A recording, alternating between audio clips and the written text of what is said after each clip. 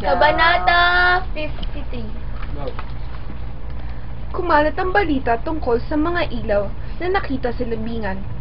Ito raw ay may 20 kandilang nakasindi. Ngunit, napatunayan namang hindi ito totoo. Samantala, dinalaw naman ni Don Filipo ang may sakit na si Don Anastasio. Tinanggap na ng alkalde ang pagbibitiw ko sa aking tungkulin. Hindi ito nararapat.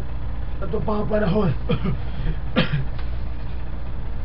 Patuloy na nag-usap ang dalawa tungkol sa sari-saring mga bagay.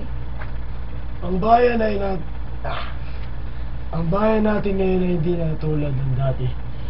Ang mga kabataan ngayon ay may palad sapagkat malawak na ang kanilang napag-aaralan.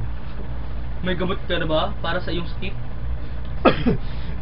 Hindi ko kailangan ng gamot.